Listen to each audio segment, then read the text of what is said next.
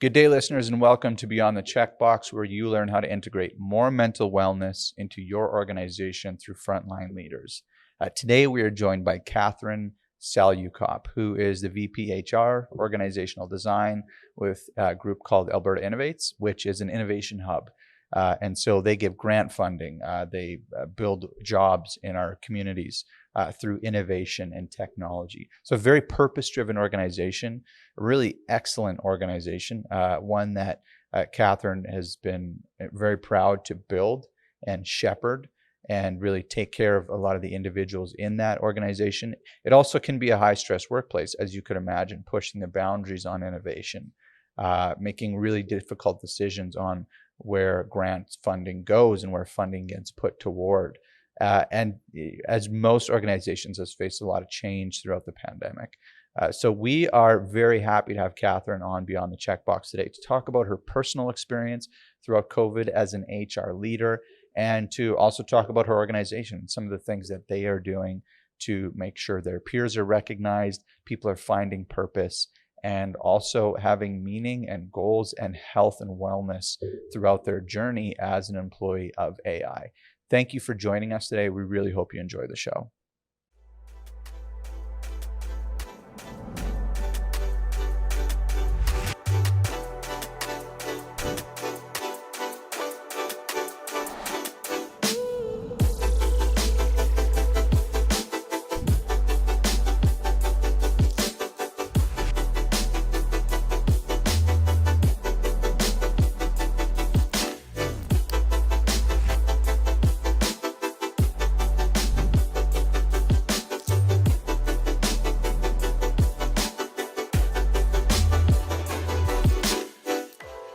Katherine, tell me from your vantage, what has been the most difficult part of this?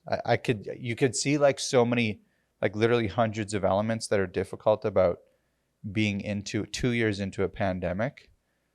Like, remember like 6 months ago, we were like, oh, it's going to be over. A year ago, it's going to be over. 2 years ago, we're like, it's only going to last 6 months. So for your crew, what has been the most difficult part about this? I think what it is, when I think about the challenges that like we see with, even just within like my immediate team or within like the broader employee base, it's the prolonged nature, right? I think it's challenging for folks to always keep an eye to the long view, right? To always keep their eye on like the horizon. And so it's trying to find ways to stay motivated, to stay focused on the fact that there is a light at the end of the tunnel, right? So we talk about, like you think back March 2020, where employees thought that they were going to be working from home. This COVID thing was going to be a couple weeks. Now we're 20 months out. And I think what we're hearing or feeling from staff is that it's kind of a Groundhog Day. It's the cycle of feeling like we're coming out of something and then we head back in, right? And so trying to ride that wave, trying to stay focused on the things that are within our control, it has been challenging for people, right? It's been challenging for folks to keep their eye on the horizon right now. And it's not without lots of great things that are happening either. I think in general, like I look at what we're doing as an organization at Alberta Innovates, tons of great work happening. People are pushing forward, doing really great things with our clients, doing really great things with our partners out in the community. But at the same time, there's this sense of regression rather than progression. Has it for you, like for me, it has totally warped my sense of like meaning in a way. Like there's like you say horizon, but it kind of strikes me that there is no horizon to this. And then like more existentially, I'm like, is there a horizon? Like what are we working toward? So and those like really tough existential questions, I think COVID has put on everyone at this point. So I don't know how to like orient people to the future, like is because we don't really know we don't know what the new normal, like that's not a thing.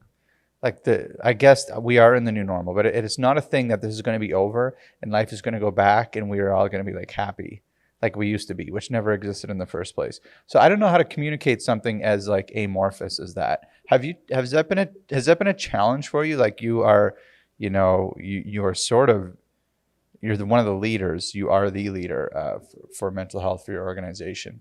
How have you positioned like a keep going, we're going to get through this when we don't know what the horizon is? Yeah, so it's interesting because as you were talking, I heard you use the word new normal. I think there was a point in time where that was the language that we had been, been speaking, and that was at the really beginning of COVID. And I don't think that that's really accurate anymore. I don't think that there's any this idea that we're going to go back to some form of normal. I think we have to be able to live and just experience what we're in today, and know that there's going to be this some level of uncertainty, right? And I think that's the reality. I don't think that's a new normal. That's just the reality of the world that we're in. This like sense of uncertainty of unknown, and we have to find a way to be okay with that.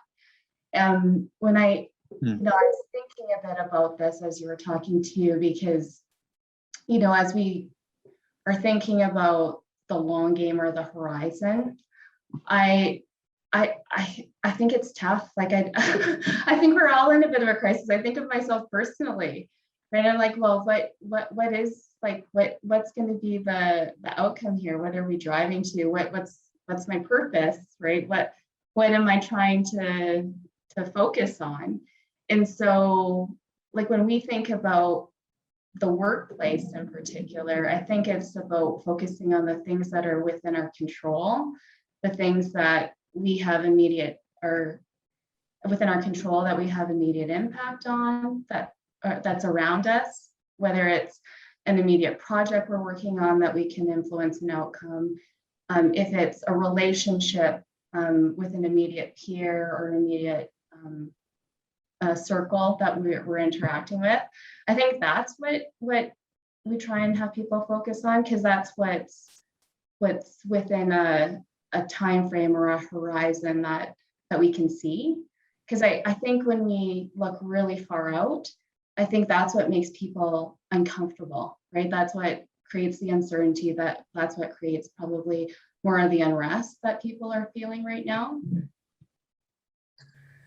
And it sounds like you're talking about making meaning, and that's what I think so many of us struggle with, myself included, is like, how do we extract and signpost meaning in our life? Like, growing up, it's easy because you just focus on like the school year or that next goal that you're trying to accomplish. Like for me, it was like obsessed with getting into medical school, right? And then once that happens, and then you're like, okay, obsessed with graduating from medical school, and then residency, and right, we signpost these like different things that make meaning in our lives.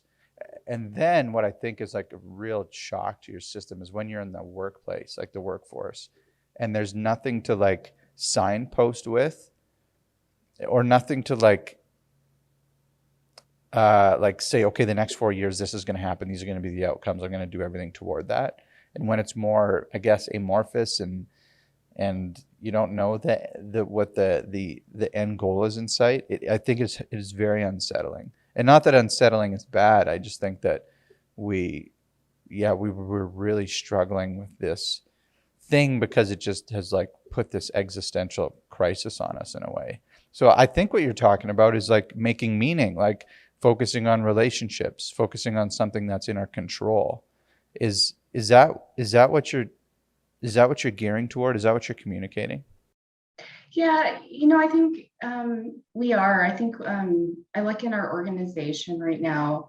What we're really trying to do is give purpose to the types of activities that we're engaged in, right? So in context of like Alberta Innovates, this has actually been probably a really good time for our organization, because we're in the space of supporting research and innovation and job creation, right? And so like from a macro level, if you think about that, during like the pandemic, there's purpose behind that, right? Our staff have purpose behind the work that they're doing. And so hopefully what teams and managers and what are able to do is bring it down so that like immediate team members can see how they're contributing to that in the different ways that they do, whether that they're doing administrative or coordinator role on a program, or they're a business partner who's working with a client.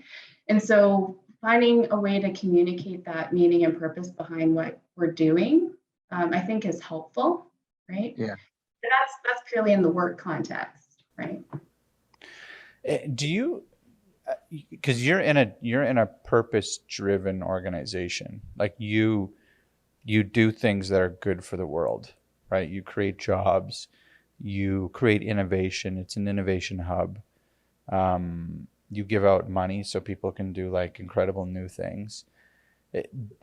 So I guess it's really important for you to just underline that and make sure that's emphasized with your folks. Like you could be doing anything else, but you're choosing to do this, and it's a purpose-driven organization. I feel kind of bad for some organizations that have, I mean, every organization can find a purpose, but I imagine it's quite a bit easier for you because of how centered Alberta Innovates is around a singular goal of helping people and innovating. Have you found that purpose making, I guess we can call it, easier with your group? I think just by the nature of the work that we do, employees do have, they're centered around some core values, right? So we have our core values in our organization, the 5 C's: collaboration, creativity, can-do spirit, curiosity, and commitment. Those all came out of discussions with our employees, right? And they were all built around this concept of making a difference in the province. And that's a really fundamental piece, regardless of if they're part of our parent company, Alberta Innovates, on the granting and funding and program side, or on Innotech's side, which is more of the fee-for-service contract work with more larger industry clients.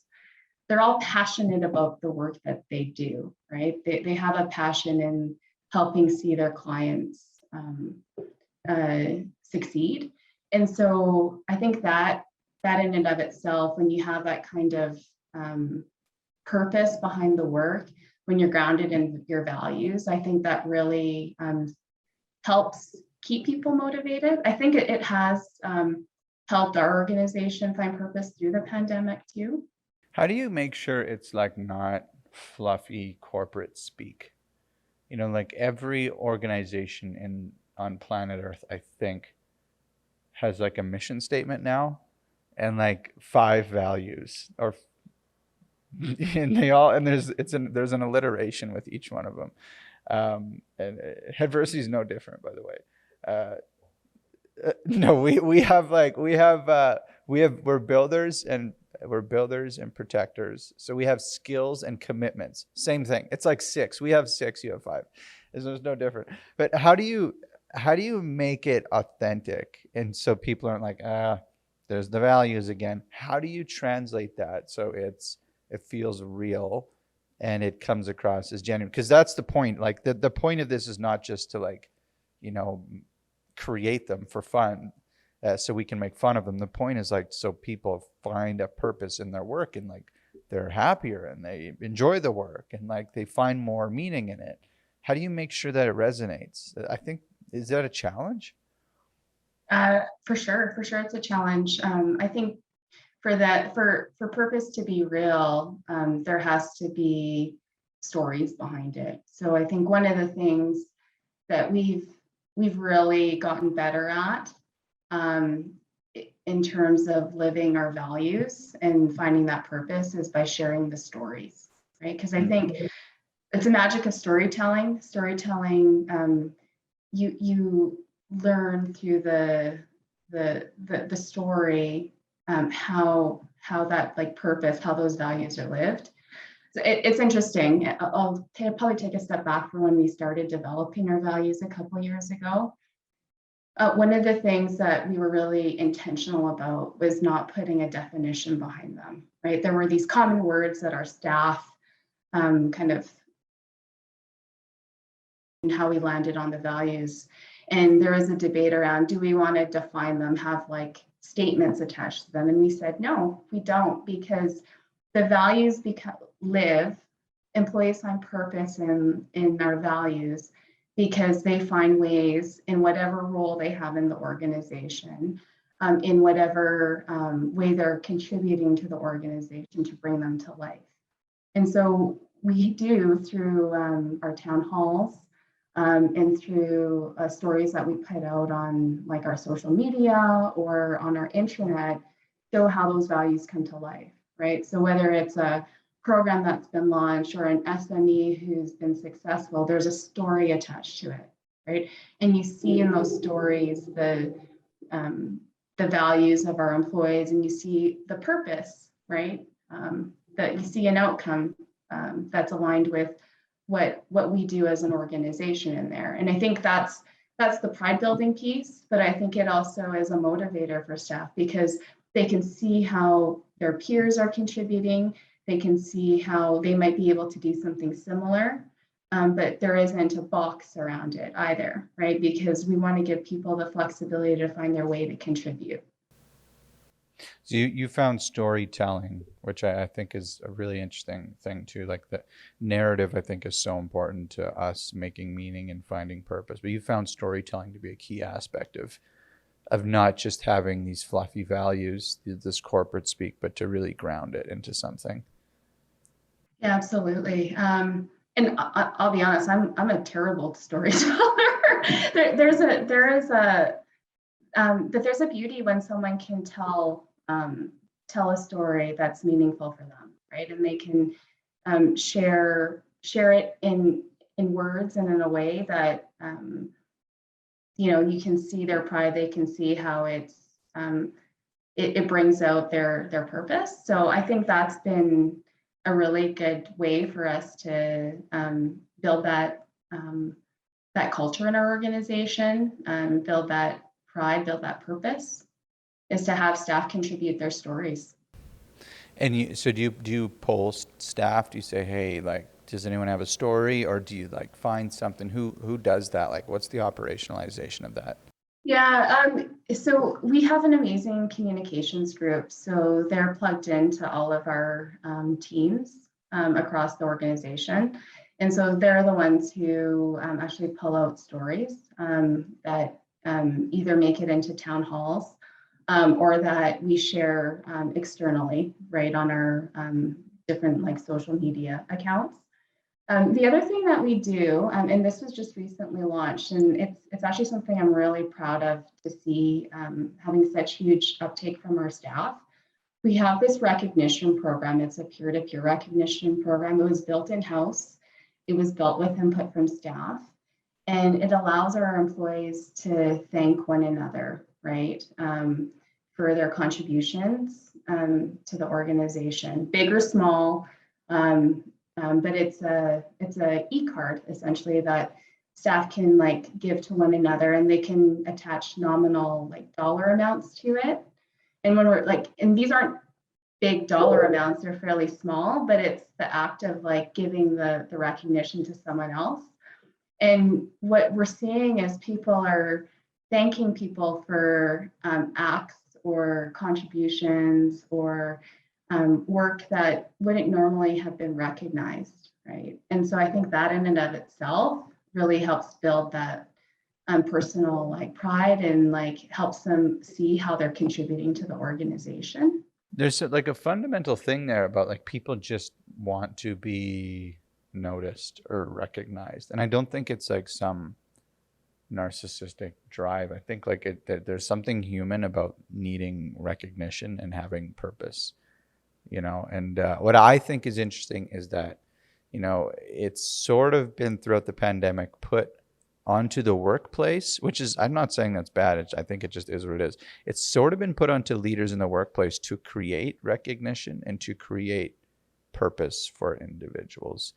I'm not sure that was always the case. Like when I think of my parents in like the workplace, I think they kind of had to make their own meaning out of things. And I think they had to search for or seek or not get recognition. It was kind of up to them.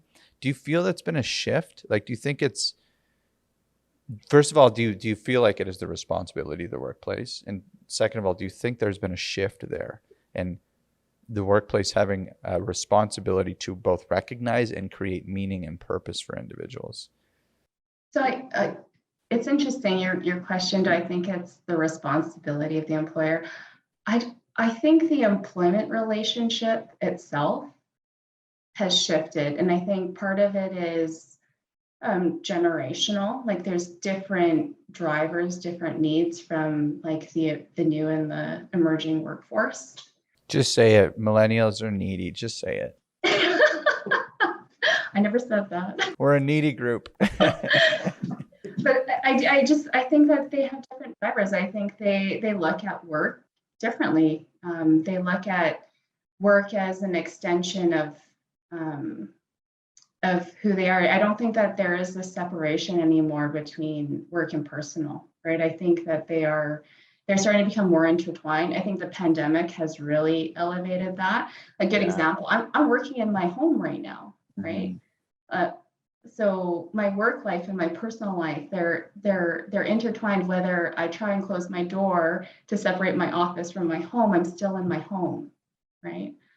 So I think like that, like the physical, I think the needs and wants of the emerging workforce, I think it is placing a different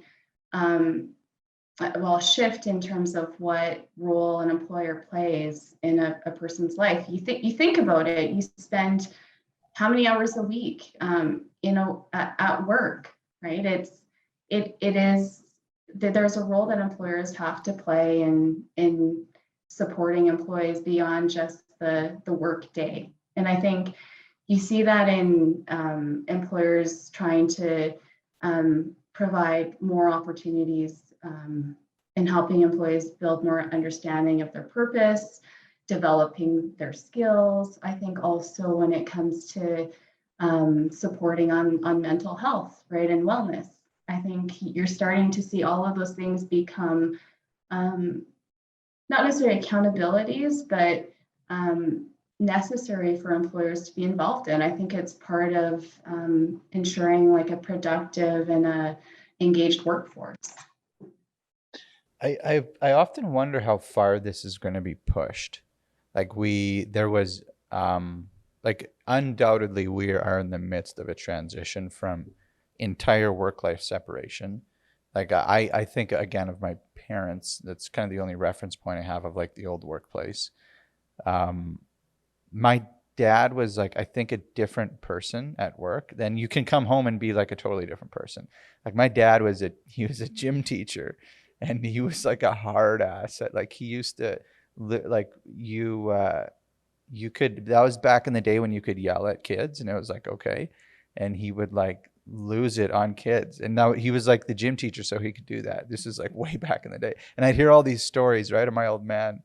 And then he would come home and he'd be like this pretty chill guy, you know. And my friends call him, his initials are JT. So my friends would say, that's JT. Like he's just a relaxed guy. But he was like a drill sergeant at work. So you could have this really distinct separation, I think, which has dissolved entirely. And I love the example of I'm literally working in my home right now.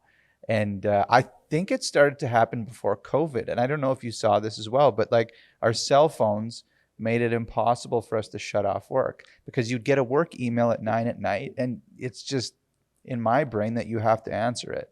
And not everyone does that. That's not totally healthy.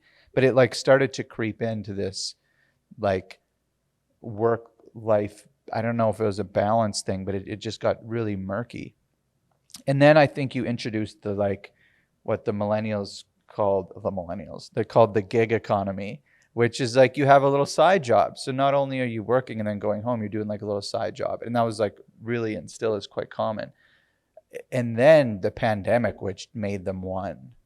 So I wonder, and I love your example of mental health because I think that's it. I'm thinking now is some organizations see it as their responsibility to provide basic skills in the workforce around breathing and stress regulation, where like 20 years ago that wasn't even on the map. And I don't know. I don't know if there's a question there. I just think been a really interesting transition, and you are like kind of at the forefront of it, being in human resources and people and culture. Yeah, it's interesting on the mental health side. If you had asked me even 5 years ago if I thought that we would be playing as large of a role as we are in our employees' like health and wellness, I wouldn't have thought so, right? I think there's been a huge shift. I mean, we've always, like as an organization, we've always had like really strong benefits, but we always focused on like the more like traditional benefits for extended health and dental. And we started to notice, it was actually a couple of years ago before the pandemic, through work with our benefits consultant, increasing usage on some of our like mental health services and on our health. We have like a personal spending accounts, our health programs, health spending account program. And it kind of triggered for us that there's something shifting here. And before the pandemic, our organization had gone through a major restructure. And we'd seen and had noticed that there was an impact on our employees from like a mental health perspective, right? When you are going through like a big downsizing, it creates a lot of uncertainty. And we felt that there was a role that we had to play in supporting our employees on that, just given what we had seen with our benefits usage, with general sentiment from the employee base. So we had put in place work to develop a mental health and wellness strategy for our employees. And fortunate for us, when you think about this from a timing perspective, that launched at the exact same time that the pandemic started. Completely not expected at all, but timed with that. And we've continued to build on the wellness strategy, adding new programs, new supports from an overall like health and wellness perspective. Mental health, a huge component of it. But I think it's actually helping our employees be more resilient. We have numbers, we have data to support that it's really been a help from a proactive and preventative like perspective in helping our employees be resilient through what's been a really uncertain and prolonged uncertain time. Do you think the workplace will there be a pendulum effect, or will it be like you can't put the horse back in the barn effect? Like, do you think we will continue to enmesh our personal and our work lives more closely, more intimately, and in turn, you will have even more responsibility on the biological, the psychological, the spiritual health of your employees? Do you think that will continue to advance? I don't want to say progress. I can't say it's like positive or negative. It's probably neutral. But do you see your workplace having more and more and more responsibility into the different aspects of health of your employees? Well, I don't see it going back, right? Like I think the work that we're doing, the investment that we've made in our employees' health and wellness, I don't see that us moving backwards on that. I only see us continuing to advance it. I think it's really important, especially when you think of the changing workforce. We're in like most employers, including us, are formalizing the hybrid work environment, introducing work from home programs, flexible work hours as the norm going forward beyond the pandemic. That's going to put different stressors, different accountabilities, a layer of change in the organization that we haven't seen before, right? Pandemic's one thing, but when you start introducing more change, that also creates more uncertainty in a workplace, more changes to the types of skills people need. And so in order to do that, I think you have to also bring along the overall wellness of your employees, right, to support that. I don't think you can continue to work in an environment of change without supporting wellness of your employees. And to be honest, I think that change is, it's already been a constant, but I think we're going to see change happen in shorter cycles, right? Technology is allowing us to change more rapidly.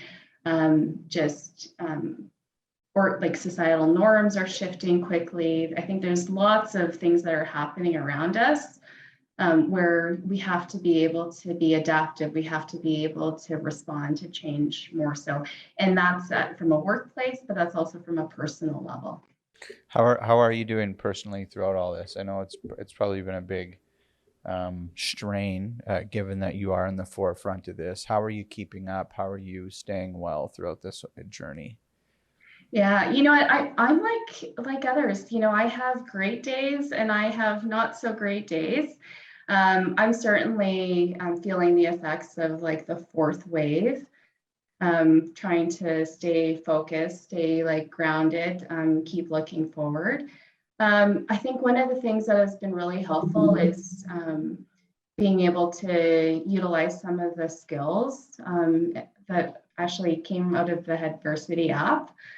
So I practice mindfulness. I do meditations. When I'm really struggling to focus, I take a break and really take time to ground myself and like recentering. And I think those are really important strategies. I also, look for things outside of work so that I have things in my personal life that I um, focus on. So I'm a huge, well, I like challenges. So I signed up, for example, for like a 10K. I haven't ran in a long time, so we'll see how that goes. But I give myself little milestones like that to look forward to, just to, keep looking forward, stay healthy physically and stay healthy mentally as well. So, but no Have doubt you it's been challenging. and have you felt that, like, is there an additional strain as a result of the pandemic? Like I remember the feeling of March 2020, right? Like the hammer dropped and it was like a very distinct and kind of like this, I don't know, it's like a very weird world kind of feeling. And I think you and I had connected sometime around that point as well, a couple of times. And I remember just the kind of emptiness or the weirdness and the silence of it all. And there's a feeling around it. What's the feeling of things right now? Fourth wave, you know, I can tell you my experience, but what are you like experiencing right now with this thing? Yeah, well, I can tell you what I was experiencing last week in particular, because there's all these announcements that were coming out from the government, and I had a sense of exhaustion. I was just like drained, like both physically and mentally. Um, and I think I'm just starting to come out of that, to be honest with you, Ryan, because it takes time. It takes time to like find like recenter yourself and like find a way to focus again on something. So I've been exhausted. I think about the start of the pandemic. There was a bit of an adrenaline to it. You're everything was moving quickly. Organizations, like for us, we were making quick decisions, right? You had to like be on your toes. Then as time's gone on, I like just the sense of like exhaustion has like set in. So that's where I'm at right now. How have you battled that? I can take you through my experience too. I mean, for me, um, like I always try and focus on the key things: diet, sleep, exercise, and then, like, that is not always enough for sure. Um, but that's like those are my cornerstones. If I don't do that, then I'm a total wreck. How have you come back from that exhaustion that you had last week? What were some of the, I guess, first of all, it's really important that you acknowledged it and you were like, okay, I was totally exhausted. I think that's a really important thing that we lack. That's a skill that I think so many of us myself included at many times, lack. How did you get out of that situation last week? Yeah, there was actually three key things for me, and I think they won't be dissimilar probably from what you described. So one for me was sleep. So you talked about earlier about how you're always connected. I wasn't breaking away from like work.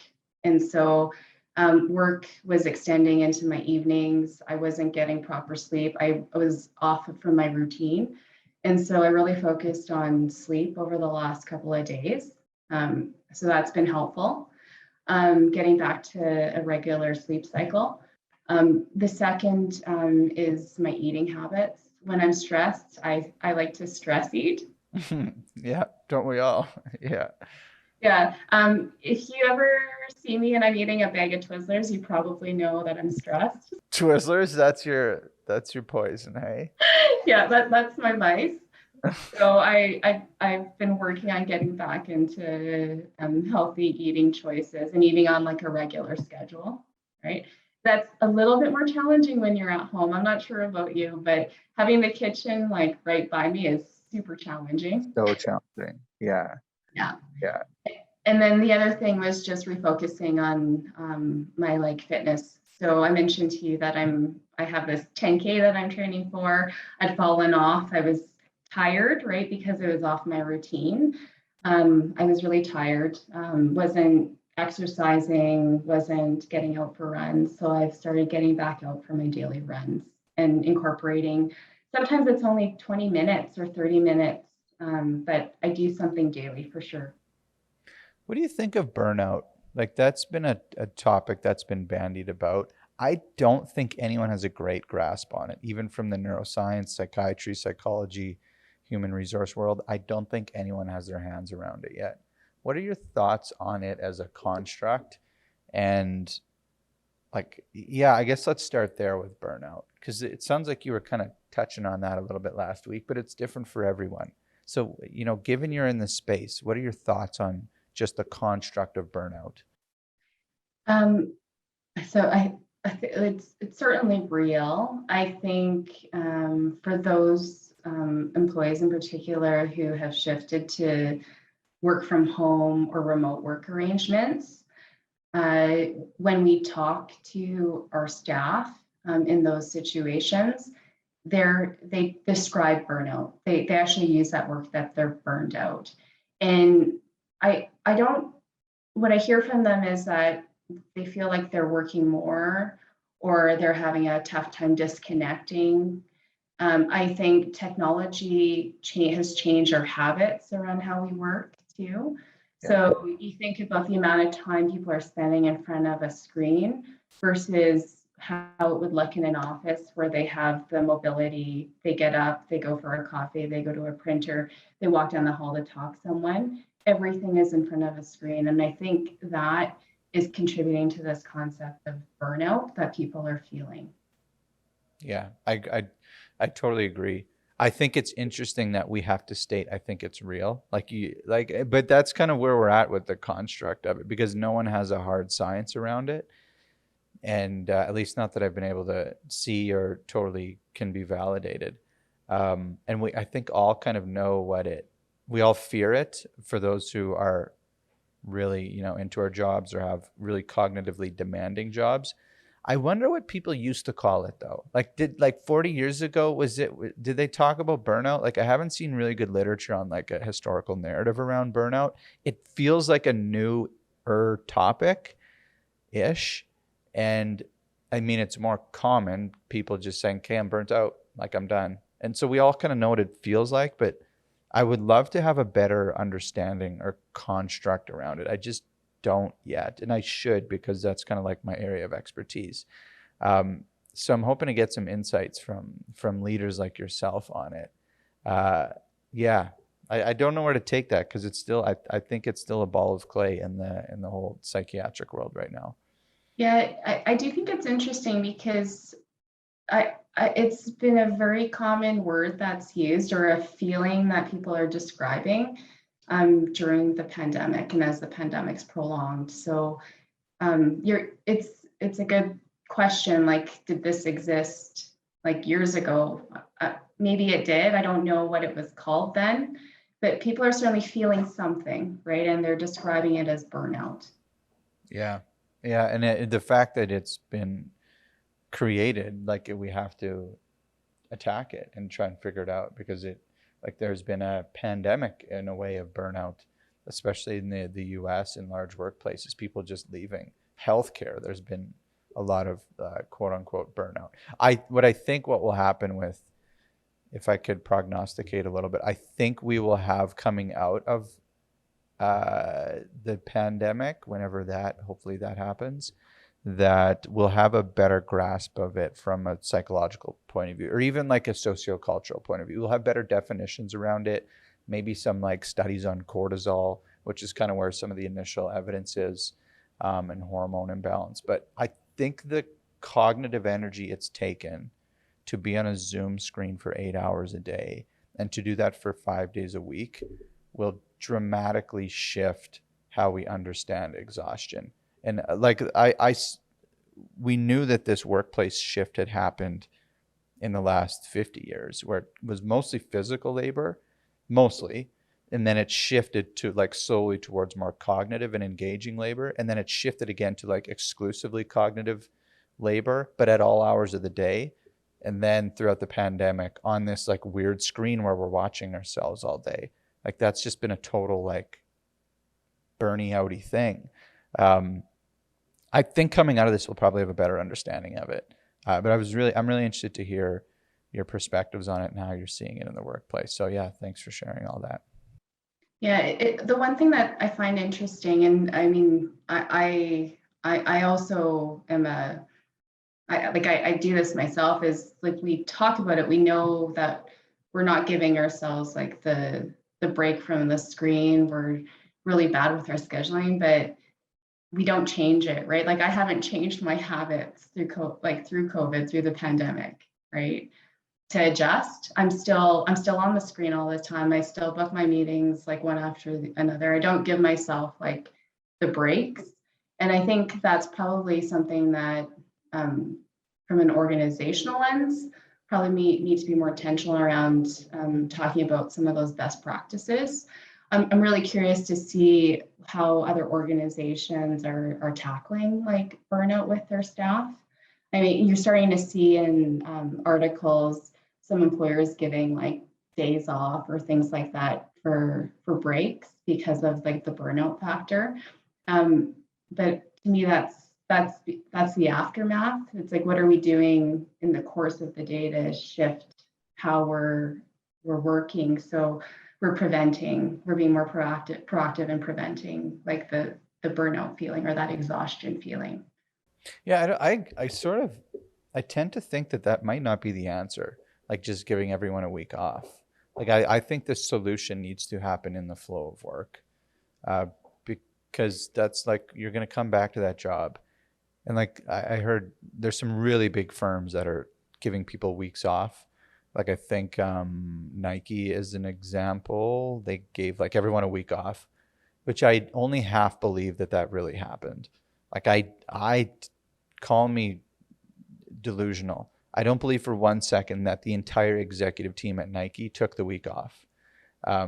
And if everyone took the week off, they'd come back to like a totally like slammed workplace the next Monday. So I have a hard time believing that's A, existing the way that they are portraying it exists, and B, that it is actually a solution. So I think we're all grappling with it right now. That's really the issue of our time, this very moment, is like burnout and how we get on top of it.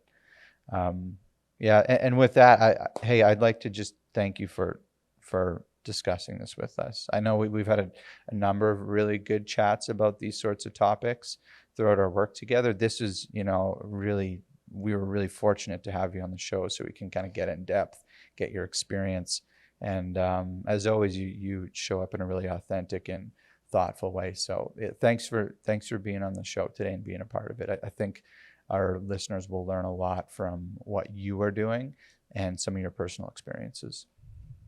Yeah, thanks, Ryan. I appreciate you having me on too. And it's been great working with Headversity. I know our staff are really supportive and appreciate the app and all the tools that are available to them. That's great to hear. We're going to probably take 2 clips out of that, and those will be testimonials for us. So thank you. Awesome. Awesome. Well, thanks, Katherine. I really appreciate you spending some time with us today. Okay. All right. Talk soon. Talk soon. Bye. Bye-bye.